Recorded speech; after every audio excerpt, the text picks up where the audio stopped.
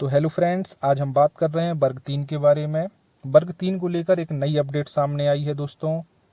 जिन भी लोगों ने वर्ग 3 का पेपर दिया था उनका रिजल्ट में सिलेक्शन हुआ है, फाइनल सिलेक्शन में नाम आया है, उन सभी लोगों के लिए ये खबर है।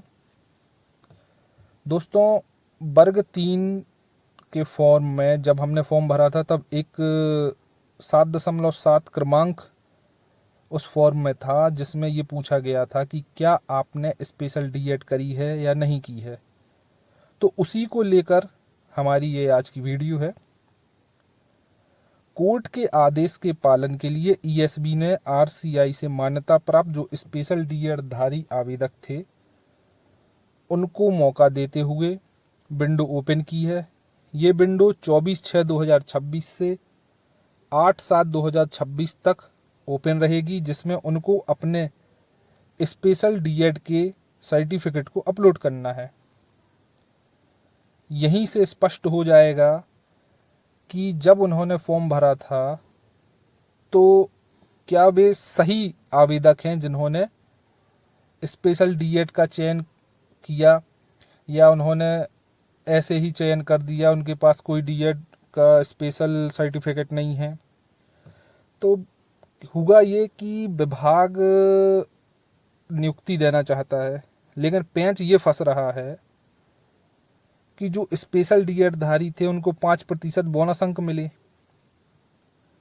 ये 5% बोनस अंक उन सभी को मिल गए जिन्होंने स्पेशल डीएड करी थी, या ये कह दें कि उन लोगों को भी मिले जिन्होंने नहीं भी करी लेकिन फॉर्म में उन्होंने चयन किया है कि हाँ उन्होंने स्पेशल डीएड करी है।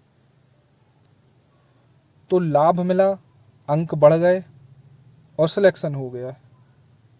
अब केस चला, केस में ये निकल कर आया कि उतने छात्र ही नहीं हैं या उतने आवेदक ही नहीं हैं जितने फॉर्म भरते समय दर्शाए गए। मतलब ये कि बहुत ही कम आवेदक हैं जिन्होंने वास्तव में स्पेशल डीएड किया है, लेकिन जब फॉर्म भरा तो उसमें संख्या बहुत ज़्यादा बढ़कर दर्शाई गई है कि बहुत से बच्चों ने स्पेशल डीएड करी है। अब जब डिप्लोमा अपलोड कराया जाएगा तो वहाँ स्पष्ट हो जाएगा। अगर उनके पास डिप्लोमा है तो उनका नाम सूची में रहेगा, और जिनके पास डिप्लोमा नहीं है उनका नाम बाहर हो जाएगा।